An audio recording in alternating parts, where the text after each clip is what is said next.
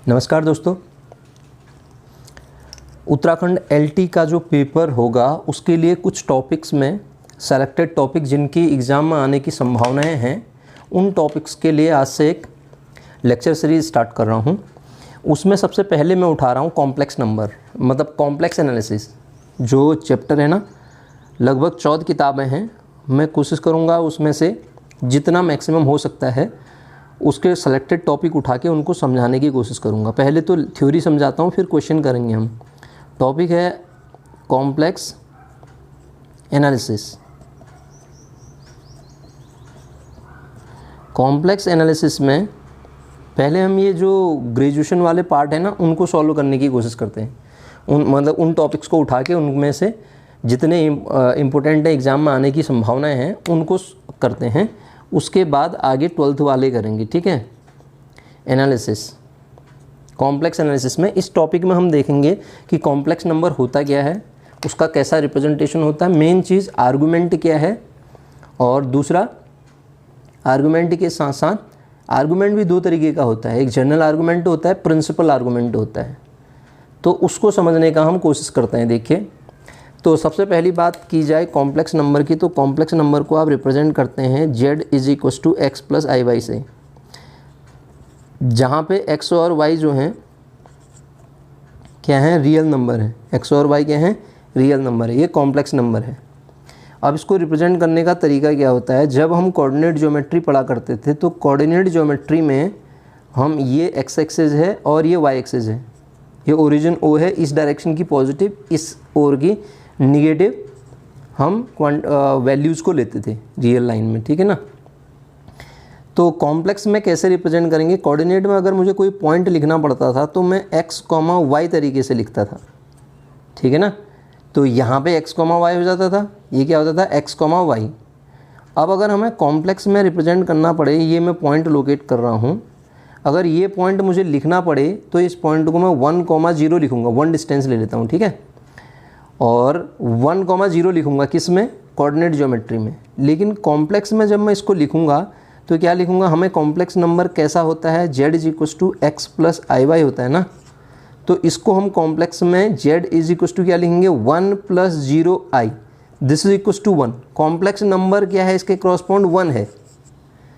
और अगर ये नंबर रिप्रेजेंट करना पड़े तो 1, 0 है। यहाँ अगर मैं लेता हूँ तो ये i है, तो इसको लिखूँगा कैसे, 0, 1 इसके कोऑर्डिनेट होंगे। लेकिन जब इसका कॉम्प्लेक्स रिप्रेजेंटेशन मुझे लिखने के लिए कहा जाए तो z = 0 + i, दिस = खाली i लिखूँगा।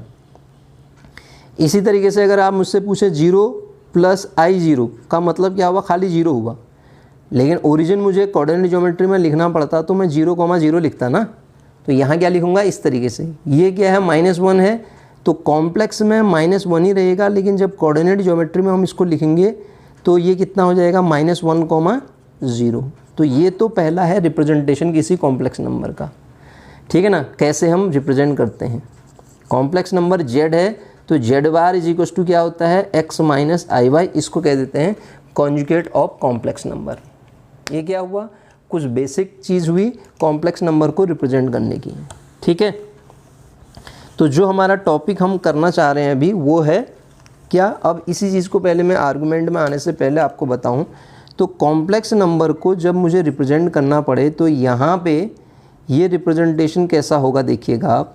ये x, y, ये कोऑर्डिनेट में मैंने लिखा, कोऑर्डिनेट ज्योमेट्री में। अगर ये एंगल थीटा है, ये डिस्टेंस r है, तो रिप्रेजेंटेशन का तरीका देखिए। ये डिस्टेंस आपको पता है x है, तो x = क्या होगा, Pythagoras theorem, r cos of theta, और y = क्या होगा, r sin ऑफ थीटा। तो जब आप इसको z को लिखेंगे तो कैसे लिखते हैं, r cos theta + ir sin theta. तो r कॉमन लीजिए, अंदर कितना बचेगा, cos theta + i sin theta. तो इसको हम लिख देते हैं r e⁻i थीटा। ये e⁻i थीटा होता है, यूलर ने दिया था इसको, तो ये यूलर नंबर भी है, कॉम्प्लेक्स नंबर भी कहेंगे। z = r e⁻i theta. ये है क्या, ये z यही तो है, x + iy। तो एक ही नंबर को रिप्रेजेंट करने के 2 तरीके हो गए। कहीं हमें ज़रूरत पड़ेगी x + i वाला नोटेशन यूज़ करेंगे, कहीं r e⁻i थीटा वाला नोटेशन यूज़ करेंगे। अब हम थीटा के बारे में ज़रा सा डिस्कस करते हैं, थीटा क्या चीज़ है, ठीक है। उसी से प्रिंसिपल और जनरल आर्गूमेंट निकल के आएगा, ठीक है। एक ही कॉम्प्लेक्स नंबर को लिखने के तरीके हैं, इसको पोलर फॉर्म कहते हैं। क्या कहते हैं? Polar form. और ये क्या है? कार्टेशियन फॉर्म है। अगर मुझसे कहा जाए z = x + iy, तो this is a Cartesian form, और ये क्या है? पोलर फॉर्म है कॉम्प्लेक्स नंबर को रिप्रेजेंट करने की। अब आपने देखा होगा कहीं पे लिखा रहता है argument of any complex number z, और कहीं पे लिखा रहता है argument of any complex number z। अब इनके बारे में मैं आपको समझाता हूँ, ये क्या चीज़ होती हैं, कैपिटल आर्गूमेंट क्या है और स्मॉल आर्गूमेंट क्या है। आर्गूमेंट की बात की जाए तो जस्ट एन एंगल है। पहली बात ये समझिएगा, अगर मैं दो लाइन यहाँ पे ऐसे ड्रॉ कर रहा हूँ तो दो लाइन आपस में जब इंटरसेक्ट करती हैं तो दो एंगल बनाती हैं। एक एंगल ये है, एक एंगल ये है, इंटरसेक्ट जब करेंगी तो दो एंगल बनाएंगी। क्लियर है बात? तो मैंने कहा कि आर्गूमेंट जस्ट एक एंगल, आर्गूमेंट क्या होता है? एक एंगल होता है। तो हम दो तरीके के आर्गूमेंट पढ़ेंगे, एक प्रिंसिपल आर्गूमेंट, एक जनरल आर्गूमेंट। तो इसकी बेसिक कॉन्सेप्ट को समझाने के लिए मैंने कहा कि यहाँ पे कोई कॉम्प्लेक्स नंबर है z कोई कॉम्प्लेक्स नंबर है। इस कॉम्प्लेक्स नंबर में जाने के लिए मुझसे कहा जाए कि कैसे हम यहाँ तक पहुँचेंगे, तो आप कहेंगे इस डायरेक्शन में अगर जाएं तो ऐसे चले जाएंगे, यहीं से स्टार्ट कर रहे हैं, और अगर यहाँ से जाएं तो ऐसे चले जाएंगे। ये एंगल मान लेते हैं 60 था या 30 था, ले लेते हैं 60 ले लो। तो ये वाला कितना हो जाएगा? ये वाला, ये कितना एंगल बना? ये भी तो एक एंगल है। मैंने कहा कि आर्गूमेंट जस्ट एक एंगल होता है, तो ये भी तो एंगल है। इस पॉइंट पे जाने के लिए ये भी तो यूज़ कर सकता हूँ मैं, क्योंकि मुझे डायरेक्शन नहीं कहा गया है, मुझे डायरेक्शन नहीं कहा गया। अगर डायरेक्शन कहा गया होता तो टोटल एंगल 360 होता है ना, ये कितना हो जाएगा आपका? माइनस का 300 हो जाएगा। अगर डायरेक्शन नहीं कहा गया तो इस पॉइंट पे जाने के बहुत सारे तरीके हो सकते हैं। आप कहेंगे हम एक बार घूम के आए दोबारा फिर आगे, ये भी आर्गूमेंट कहलाएगा। ध्यान से सुनिएगा, यहाँ से पूरा घूमे फिर यहाँ तक आए एक बार, फिर यहाँ चले गए, तो इसका आर्गूमेंट ये भी कहलाएगा। तो जो ये मैं लिख रहा हूँ बार बार घुमा के 300 वो उसमें जो वैल्यू 2π की जोड़ के फिर उसी पे आ जा रहे हैं, उसे कहते हैं जनरल आर्गूमेंट। क्या कहते हैं? आर्गूमेंट मतलब ये स्मॉल आर्गूमेंट ऑफ z लिखा रहता है तो उसे हम जनरल आर्गूमेंट कह देते हैं। क्या कहते हैं? General argument. किसी कॉम्प्लेक्स नंबर का ये जनरल आर्गूमेंट हो गया, ठीक है। इसे हम पढ़ेंगे general argument of a complex number, ठीक। क्यों? क्योंकि इसकी वैल्यू क्या होती है, मान लेते हैं एंगल वो थीटा था तो इसमें 2nπ या 2π जोड़ो आप तब भी आर्गूमेंट मिलेगा। थीटा में 2π आप घटाओ तब भी आर्गूमेंट आपको मिलेगा। 60 में मान लेते हैं एंगल आपने 60 कहा, यहाँ पे जाने का तरीका आपने कहा कि यहाँ से आप जा रहे हो, ठीक है। किसी ने कहा यहाँ से जा रहे हैं, तो वो तो आर्गूमेंट ही मिलेगा। इसका मतलब जो थीटा था उसमें आप 2nπ जोड़िए तो किसी भी कॉम्प्लेक्स नंबर का आपको आर्गूमेंट मिल जाएगा, और ये आर्गूमेंट जनरल आर्गूमेंट कहलाता है। क्या कहलाता है? General argument. जोड़िए घटाइए कोई फ़र्क नहीं पड़ेगा। तो आर्गूमेंट है क्या? कलेक्शन ऑफ एंगल्स है, सेट है, सेट्स का कलेक्शन हो जाएगा। ये वाला आर्गूमेंट जो स्मॉल लेटर से मैंने लिखा है ना, एक कलेक्शन ऑफ एंगल्स मिल जाएगा। अब दिक्कत क्या हुई कि अगर आप इसको रिप्रेजेंट करना चाहो, कैसे देखिए, तो हमें कैपिटल लेटर आर्गूमेंट लिखने की ज़रूरत क्या पड़ी फिर? ये स्मॉल आर्गूमेंट आपने निकाल लिया, एंगल ये था, तो उसकी ज़रूरत क्या पड़ी? उसके लिए मैं आपको समझाऊँ। एक कॉम्प्लेक्स नंबर मैंने यहाँ लिखा, देखिएगा ध्यान से, 1 + √3i, ठीक है। और यहाँ पे मैंने लिखा यही नंबर यहाँ पे कैसा हो जाएगा? -1, और ये माइनस डायरेक्शन दोनों माइनस है ना, -√3i। जब आप ये निकालते थे हमने लिखा था ना x = r cos of theta और y = r sin of theta. जब आप x² + y² करेंगे तो r² आएगा, मतलब r = कितना हो जाएगा? x² + y²। निगेटिव वाली वैल्यू हम लेते नहीं हैं क्योंकि लेंथ कभी निगेटिव नहीं होती है। और अगर इन दोनों को डिवाइड करें तो tan थीटा = y/x हो जाएगा। तो थीटा की जो वैल्यू आ जाएगी tan इनवर्स y/x आ जाएगी, ठीक है। आर्गूमेंट की कहानी बता रहा हूँ मैं आपको। इसमें आप देखिएगा, अगर आप यहाँ से थीटा निकालने की कोशिश करिएगा तो आपको क्या मिलेगा? tan इनवर्स इसके लिए निकालिए √3/1 और थीटा इज इक्वल टू इस नंबर के लिए निकालिए तो tan इनवर्स कितना आएगा -√3/-1 सेम आ गया। देखिए माइनस से माइनस कैंसिल हो जाएगा, यही बन गया। लेकिन ये कॉम्प्लेक्स नंबर तो अलग अलग हैं। ये कॉम्प्लेक्स नंबर जो हैं एक थोड़ा कॉम्प्लेक्स नंबर हैं, ये तो यहाँ से गया फिर ये यहाँ से घूम के इतना आया है। तो ये प्रॉब्लम से बचने के लिए हमारे पास निकल के आया प्रिंसिपल आर्गुमेंट का कॉन्सेप्ट। ठीक है, प्रिंसिपल आर्गुमेंट के कॉन्सेप्ट पे हम आए इससे बचने के लिए। तो प्रिंसिपल आर्गुमेंट जो होता है वो मैं आपको समझाता हूँ, ध्यान दीजिएगा। प्रिंसिपल आर्गुमेंट यूनिक होता है, जबकि जनरल आर्गुमेंट मैंने कलेक्शन ऑफ एंगल्स कहा था। प्रिंसिपल आर्गुमेंट, प्रिंसिपल आर्गुमेंट, तो जो प्रिंसिपल आर्गुमेंट होता है थीटा, ध्यान दीजिएगा वो हमेशा -π से π के बीच में लाई करता है। क्लियर है, ये तो याद रखना पड़ेगा। एक क्वेश्चन यहीं से बन जाता है कि प्रिंसिपल आर्गुमेंट की वैल्यू क्या है। -π to π प्रिंसिपल आर्गुमेंट होता है। तो अब प्रिंसिपल आर्गुमेंट की मैं बात करूं तो प्रिंसिपल आर्गुमेंट निकालते कैसे हैं। अगर कॉम्प्लेक्स नंबर हमारा कहाँ पे है, अगर मेरा कॉम्प्लेक्स नंबर फर्स्ट क्वाड्रेंट में है, ध्यान से सुनिएगा बात, हम 11th में पढ़ते थे ना प्रिंसिपल आर्गुमेंट निकालने के लिए कंडीशन। तो मैं कैपिटल ARG भी आपको समझा रहा हूँ, स्मॉल ARG भी समझा रहा हूँ। स्मॉल ARG तो मैंने बताया था। तो अगर मेरा कॉम्प्लेक्स नंबर फर्स्ट क्वाड्रेंट में है, पहली बात तो ये समझिए आर्गुमेंट ऑफ 0 नॉट डिफाइन। ऐसा क्यों कह रहा हूँ मैं उसको समझाता हूँ।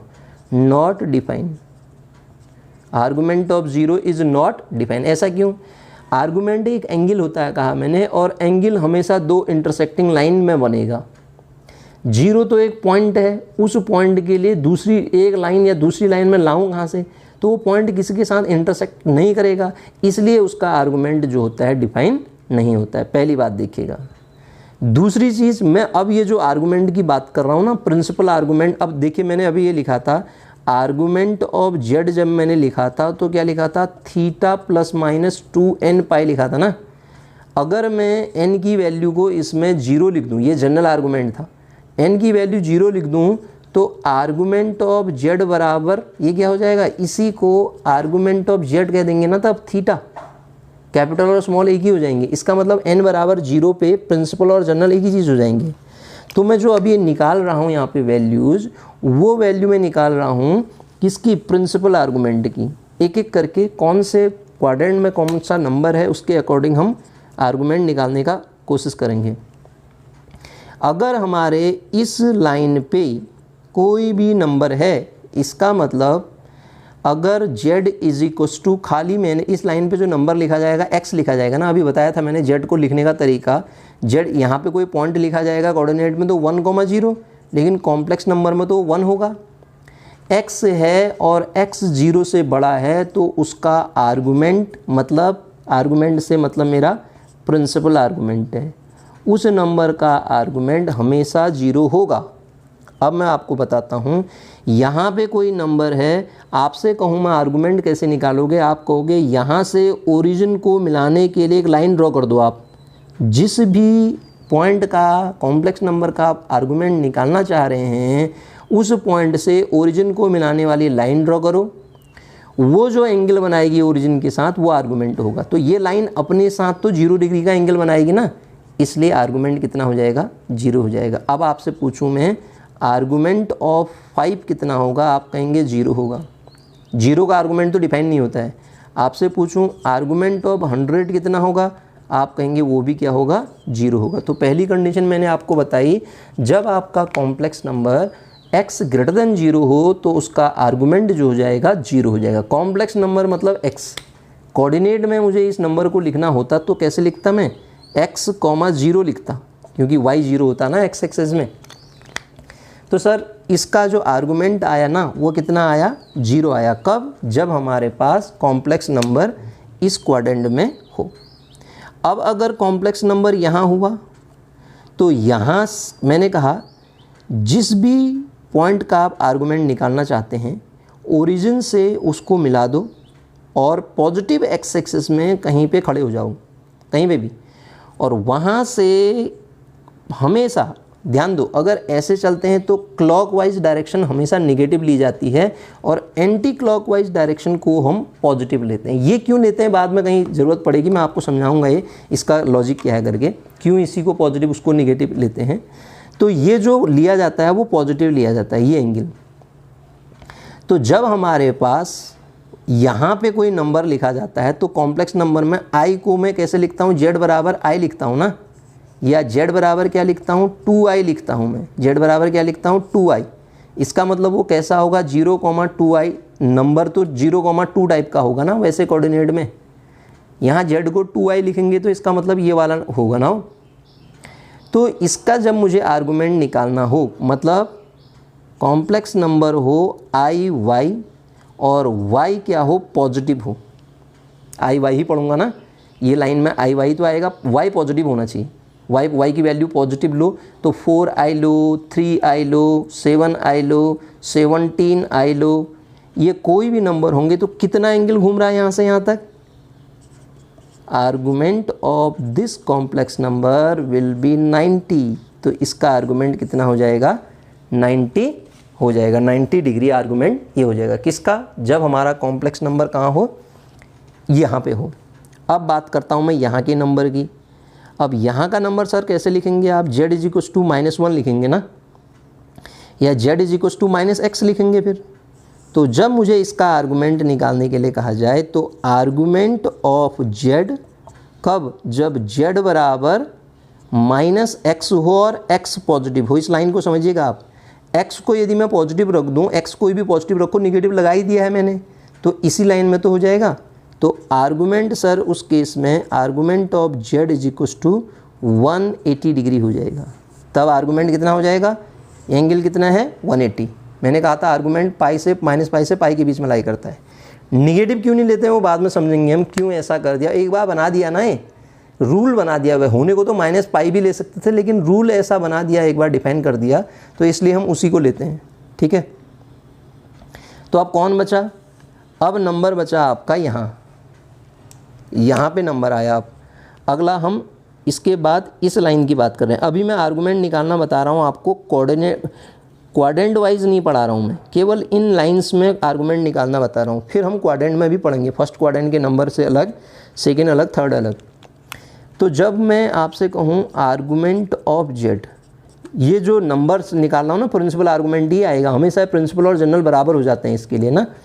तो argument of z if z is equal to, यहाँ पे नंबर कैसा होगा, आई वाई, y को निगेटिव लिख देता हूँ मैं, या इसी चीज़ को आप ऐसे भी लिख सकते थे, z is equal to i y negative sign, y positive, तब भी वही होता। y को आप 5 रखो तो -5 आई वाई हो जाएगा ये। तो इस केस में देखो आर्गूमेंट कितना होगा, ये होगा आर्गूमेंट। अब आप ध्यान दीजिएगा, ऐसा नहीं कि अब आर्गूमेंट आप यहाँ से चल के ले रहे हो, यहाँ आ जाएगा ये नहीं होगा, ये तो ज़्यादा हो जाएगा ना एंगल। आर्गूमेंट लीस्ट लेते हैं, -पाई से पाई के बीच में लाई करता है ना, तो इसका आर्गूमेंट भी कितना हो जाएगा, यहाँ पे जब आप लोगे तो वो आर्गूमेंट जो थीटा आ रहा है, जो वैल्यू आपकी थीटा आ रही है ना, वही क्या हो जाएगा, आर्गूमेंट हो जाएगा। तो आर्गूमेंट का मतलब जो मैंने ये लिखा ना, ये 180 हुआ या ये इस तरीके से मैं जब लिख रहा हूँ, तो इसको बताने का मतलब क्या है मेरा, ये इसका मतलब ये है कि यहाँ पे जो आर्गूमेंट लिखूँगा मैं, आर्गूमेंट ऑफ कैपिटल आर्गूमेंट और स्मॉल आर्गूमेंट एक ही होगा इसमें। आर्गूमेंट ऑफ z जो आएगा वो कितना हो जाएगा, 90 डिग्री। ठीक है, -90 होगा ना, ये डायरेक्शन आप ऐसे ले रहे हैं, तो ये क्या हो जाएगा, इस तरीके से हम आर्गूमेंट निकालेंगे। किन का बात करी मैंने अभी, ये जो लाइन में है उनके आर्गूमेंट। तो आगे हम समझेंगे principal argument in quadrant wise, quadrant का कैसे निकाला जाता है, और उससे रिलेटेड कुछ क्वेश्चन करेंगे। ठीक है, तो अभी इतना करते हैं, थैंक यू।